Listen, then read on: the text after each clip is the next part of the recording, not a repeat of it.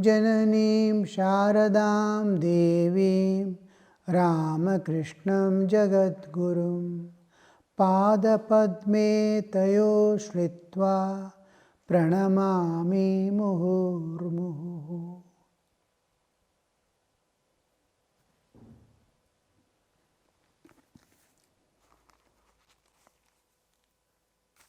Ramlal was singing a song.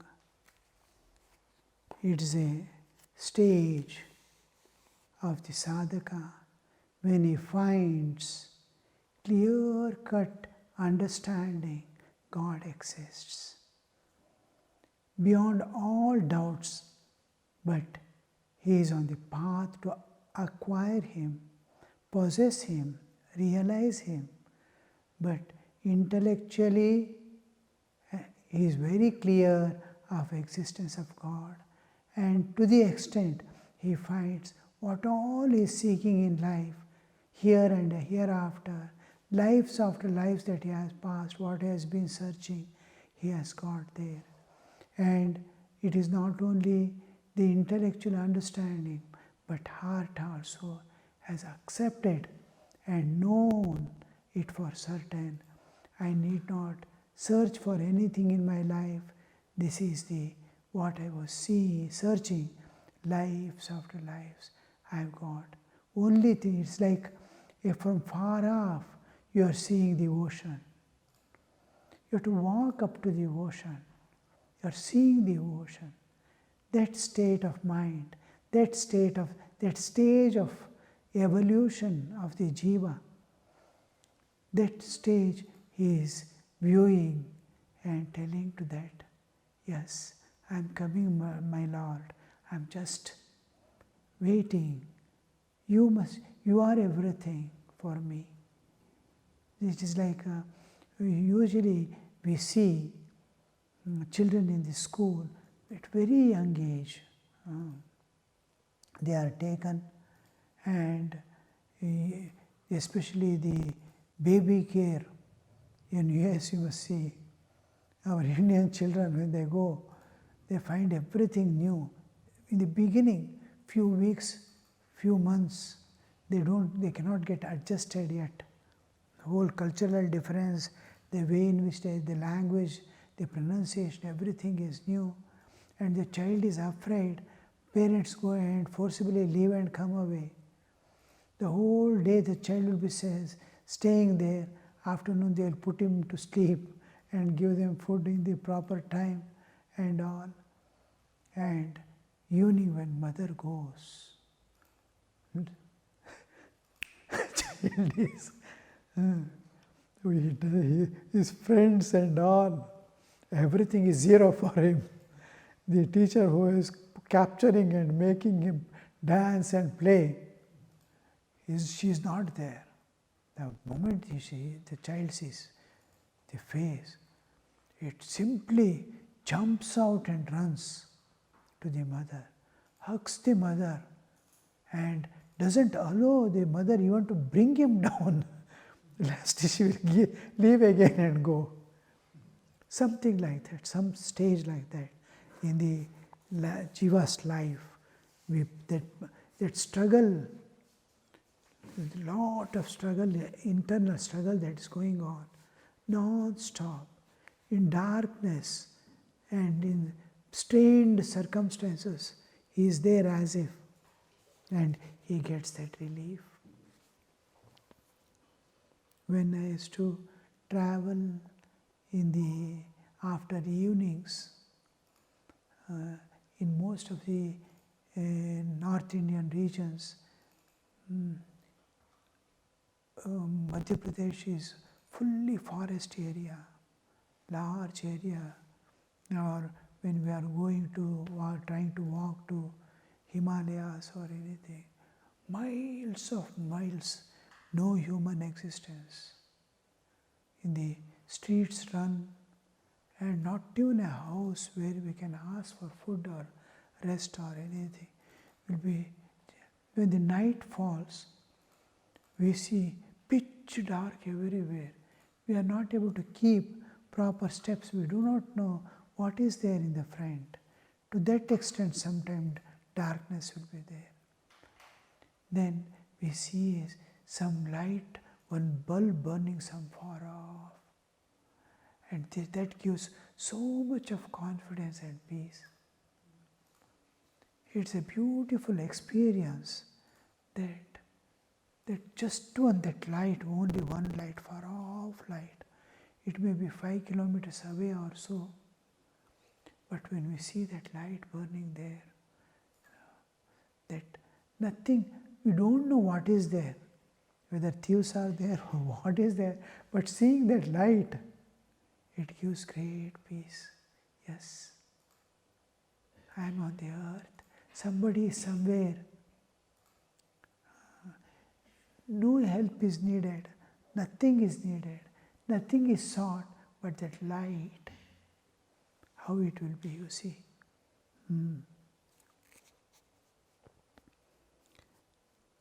Thou art my home, the place of rest. Christ says, all have, the foxes have their holes, birds have their nest to rest. Then the man,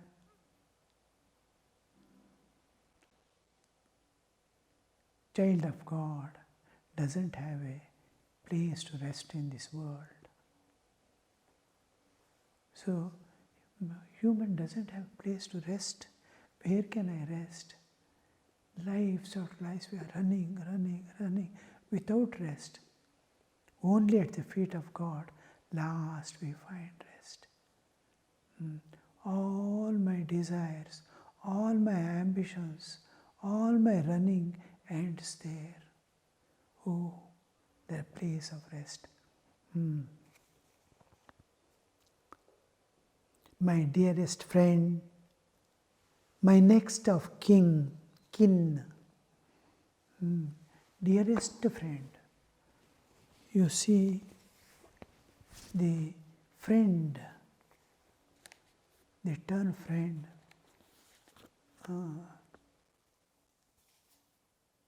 it is not just a friend as friend, not mitra.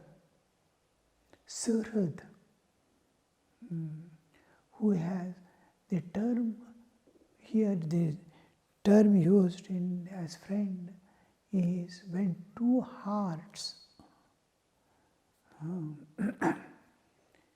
are matched with each other, then it is real friend. In English there is a proverb, friend in need is friend indeed.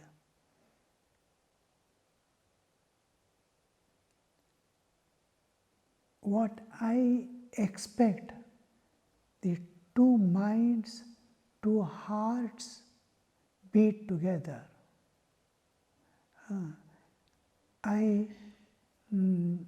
As if I cannot live without him. To that extent, we see this in Puranas and all places, many places we see friends moving together. Even Krishna and his playmates, they find it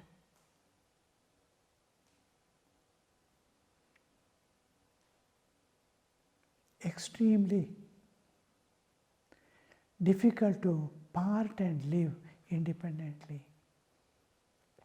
When Krishna goes to Mathura, after the Vrindavan play is over, all children, all his Gopas friends, all become like dumb. Means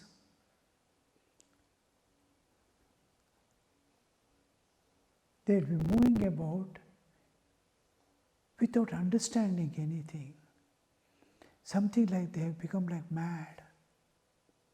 Simply sitting with blank eyes, food in the hand, they are not able to eat.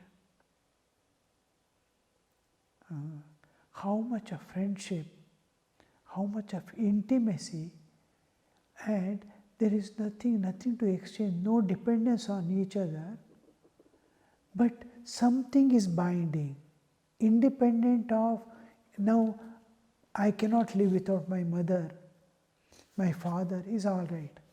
Because they are caretaker, they are supporters. But here, nothing is there. They are independent. But something binds at a level which is beyond intellect. Intellect cannot, logic cannot give explanation of why these are like that. 2. There is nothing exchanging, nothing to give, nothing to take. But hearts have joined. This is a kind, that is why this is used in the bhakti schools, Sakhya, Dasya, all these are bhavas with which we move towards God. We keep a particular attitude. Each attitude takes us to the transcendental level. When it is expressed to God, any relationship can be taken up with God. But mainly the successful ones, without a freely accessible 5 bhavas, that is Dasya, Sakhya, Vatsalya, Madhura, Shanta. These are the Rishi Munis and all we see using the Shanta Bhava, the Shanta approach. Sakhya, like Arjuna, Sakhya. So, they live at a level which is beyond mind and intellect, beyond senses, beyond all external sheets, where the heart, independent of bodily existence, are alone in tune with each other. This is Sakhya, friendship, and this is used with God also. Here, I have a friend means I am absolutely as if my another image of mine is there, of my own, a constant companion in pain and pleasure, in needs of time, who shares all my grief and my joys of life. I can disclose, I can expose myself without any hide and seek. That kind of. So, whom shall I have a friend like that? Except God. So, you are my friend. What all bhavas, what all I can find in which I can live and make my life secure, comfortable, joyful, that all that is being brought out and associated with God. My present and my future. Always we are worried and we are striving constantly about how to live now today, how to arrange for my future. Every moment we are conscious of the days to come, old days to come. All this, whether we live or not is secondary, but we try to make all arrangements for today and tomorrow. So that today, present and future, you are my present, you are my future. Thou, my heaven and salvation. Heaven is a place where intense joy, free from all earthly sufferings, are there. Only unfulfilled states will be there, but suffering won't be there. I lack something is there, I am not full, that sense is there in heaven. But the sufferings are not there, joys are there. Joys without suffering, we call it heaven. but there is no fulfillment. Paripurnata won't be there. There will be something lacking in me. And we go through the Krama Mukti, going to higher levels of heavens. Other than beyond the Bhuva Swaha Mahajanatapa, all these are heavens in Hinduism, belonging to different levels of consciousness. And when I raise my consciousness to that level, I can visualize what is that loka. All these lokas, up to Brahma Loka, all are the aspects of one higher joy and higher fulfillment. Higher joy, but fulfillment is what is sought. Unfulfilled I remain, but there is no suffering. Here unfulfillment is there, suffering also is there. Bondage is there, suffering is there. There it is not there. There is, means duality is there. And here when we evolve for evolution and attainment, I strive, I do sadhana. There through sadhana I cannot attain higher lokas or freedom. In human body, on the earth, human level, alone I can attain God and be free from whole creation. In higher lokas, through renunciation alone I can go. I renounce that loka. What is all that enjoyment is that I live. No, I don't want this. I go to the next higher loka. This is called Krama Mukti. Then finally he goes to the highest loka, the Brahma Loka. Bhu, we are there. Bhuva, Swaha, Maha, Jana, Tapa, Satyam. After reaching the Satyam, all this has to renounce higher and see here small things, enjoyments. We are not able to live. A person accustomed to smoking, ask him to leave, how much difficult he finds to leave that smoking. Such is the habit created, and clinging to small enjoyment. There when higher enjoyments come, who is going to leave? The moment he says, I don't want this, he is lifted to the next higher loka. More enjoyment, more enticing, more this one, more freedom, more light. So it is there also, as he renounces, he reaches the ultimate is Brahma Loka, Satya Loka, that's what we call in the Puranas.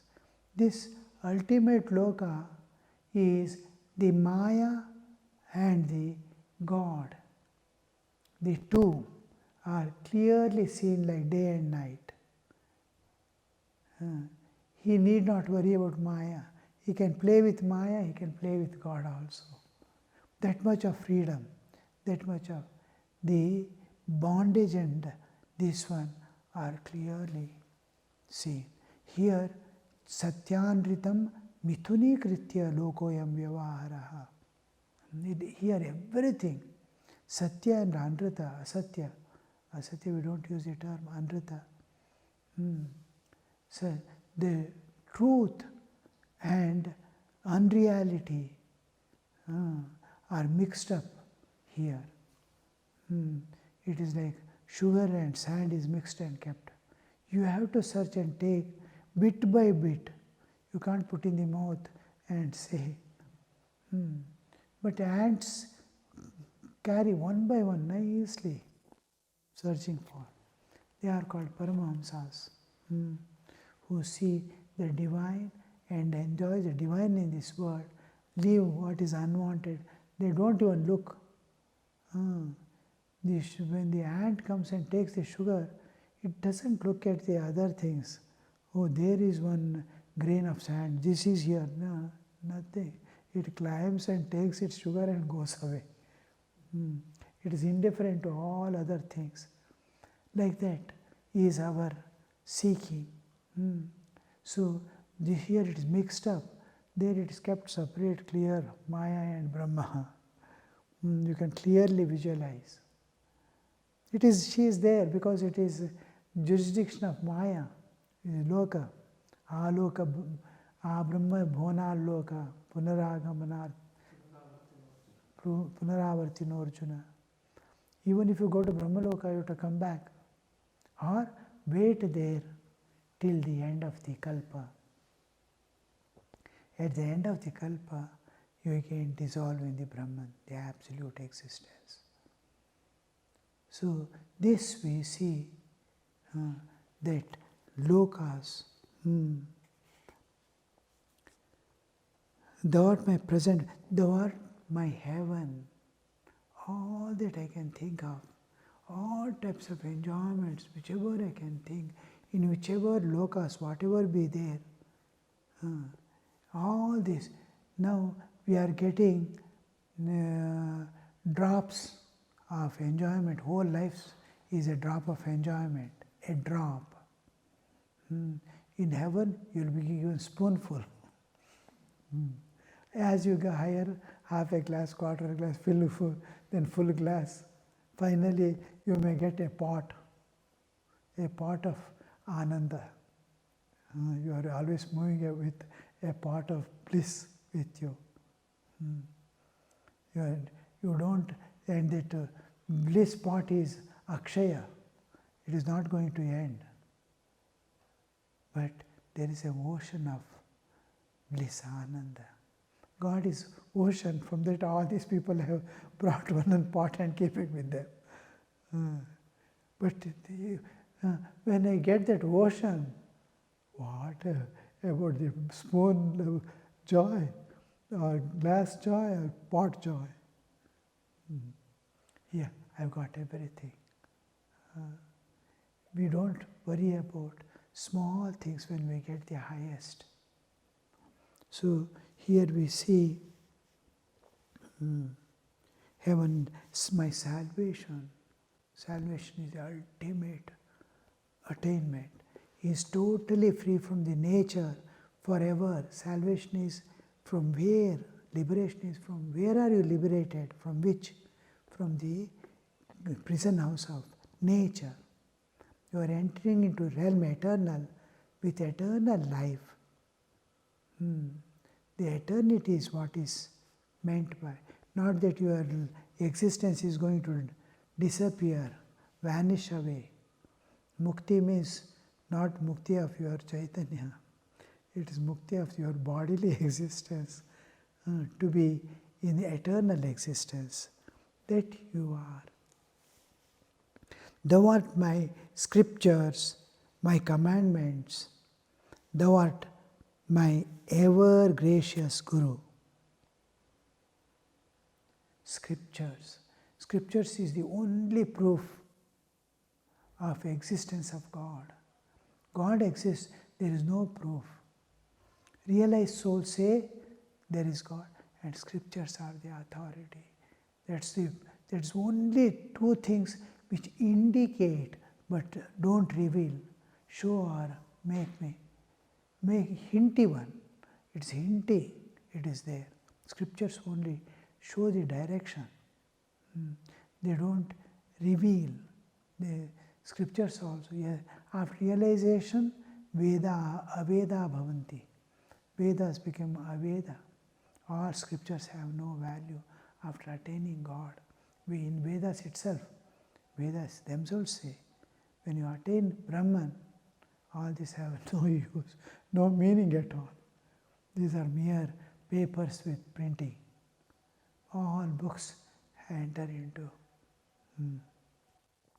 So, having attained God, scriptures become meaningless. Thakur also says, after attaining God, it will be like trash. Khodo khodo or something, the term he uses in Bengali. After the grass pieces here, they are fallen. It will be like that, like dust and trash. it becomes, scriptures become like that. Who is the indicator of God is, after attaining it, the indicator no more is needed. Scripture, and my commandments, be like this, be like that. All these commandments are all just command. Why? What for I have to be like that? To attain Him. After attaining Him, the what he has not yet attained, but he is able to see, visualize. He is practically seeing, but not touched, not attained. Seeing a house and giving money to the owner, reserved.